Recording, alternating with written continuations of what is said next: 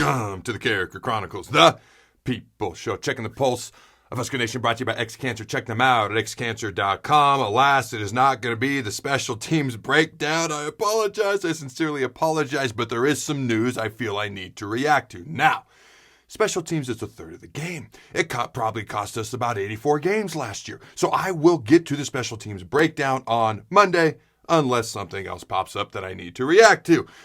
Tune in next week on Monday for the special teams breakdown. All right, now, much to my surprise, much to a lot of people's surprise, all right, a guy who was going to be a starter on the defensive line this upcoming fall for the Huskers, Casey Rogers, 6'5", 295 pounds, entered the transfer portal. Now, he was a junior. He had 2 years of eligibility left, so essentially he was probably going to start for 2 years.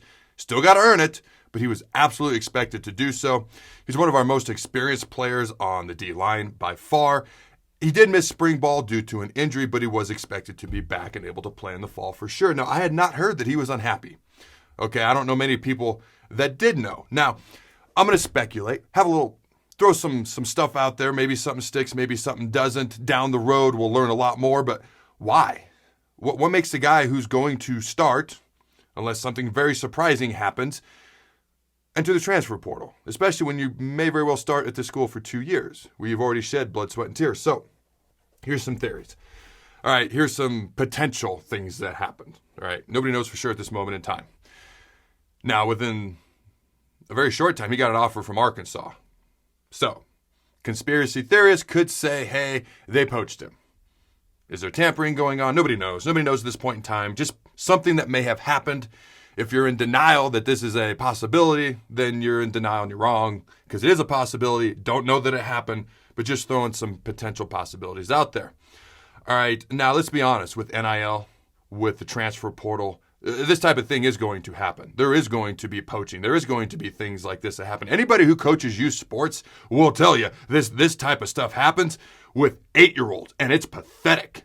What about when people's livelihoods and jobs and how they put food on the table for their family is on the line? You don't think it's going to happen there? All right. Now, let's be honest. Illegal things, under-the-table type things, they've been happening in college sports for decades. The only difference is now people know what everybody's making. All right? It's public now. So, again, we do not know. Want to be clear. I'm going to throw out other potential things that may have happened as well, but this is one of the first things that just happened to pop into my into my head anyways. I mean, maybe Arkansas just saw someone, they saw someone they're very interested in, someone who's could be a potentially really good player for them, and they immediately reacted. That's just as likely. When our kicker hit the transfer portal, the guy who's joining our team, within 30 minutes of him hitting the portal, Frost called him up.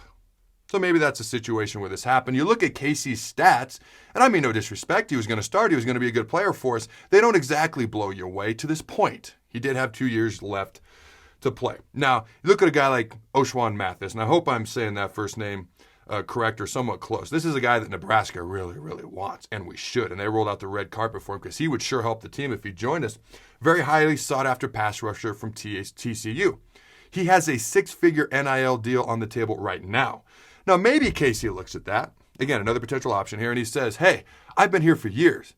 The aforementioned blood, sweat, tears that I put into this program, and this guy could potentially come in, and he's going to be making way more than I am in NIL. Maybe that bothers him. I don't know.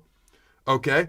Here's what I'll tell you. I've seen that before, and you're going to see situations like that in locker rooms going forward because of NIL, because of the transfer portal, because it's very similar to the NFL now, and they absolutely happen in the NFL. All right. Another potential thing that happened, again, these are all potential ideas. I'm going to ask for your thoughts at the end, what you think may have happened. It's all speculation at this point in time. All right. Casey is from Syracuse, New York. Did his love for Husker football just kind of fade away? And he just wanted to try something else or someplace else. It's a very viable option as to what potentially happened.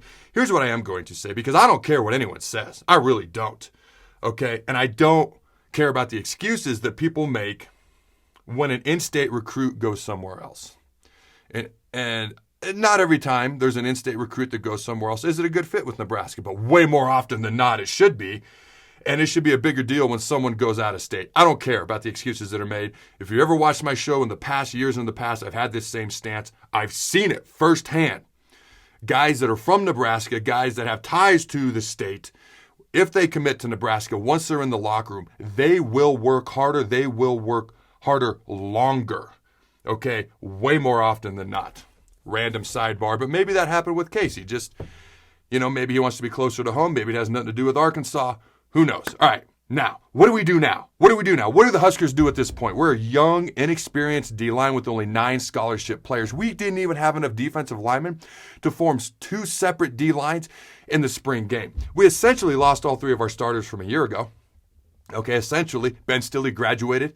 Damian Daniels off to the NFL draft. DeAndre Thomas left football. Another guy who ended up leaving and transferring as well is Jordan Reilly. He followed the former defensive line coach here at the University of Nebraska, Coach Tony Tuioti, to Oregon. The only guy we have with any real experience and any starting experience at all is Ty Robinson, a guy I've mentioned before, a guy with great potential. Okay, he played in every game last year. Surprised me when I looked it up. He only actually started 4 games a year ago because he started 7 games 2 years ago. Okay, but he's really all we've got at this point in time. So my reaction, my thoughts, what do we do now? What has to happen? My humble opinion, young guys need to step up. That's the first and foremost thing. My redshirt freshman year, we had 4 seniors. The next year, 1 senior and all underclassmen. Somebody had to step up. The coaches dubbed me as, hey, you're going to start in the spring, but you got to earn it, and I did my best to do so going forward. Somebody's got to do that now. Also, D-line coach Mike Dawson and strength and conditioning coach Zach Duvall, their jobs just got a lot harder. It would help if we added at least 1, if not 2 players from the transfer portal. The aforementioned, Oshawan Mathis would help. Also, there's several other players out there, and one guy just entered yesterday from the University of Alabama. A D lineman for the Crimson Tide, Stefan Nguyen Jr. He's a redshirt senior, been around a lot of experience, top 100 player when he came out in 2018, 74th ranked overall, just a possibility. Okay, and a lot of people leave schools nowadays. 16 players have left the University of Alabama since last season. So this is kind of a common thing that Casey did. It's just surprising when it's a starter. Here's my question. First of all, smash that like button. 2 questions. Number 1, why do you think Casey left? And number 2, will Nebraska adequately replace Casey with a young guy or a transfer? Go Big Red, throw the ball.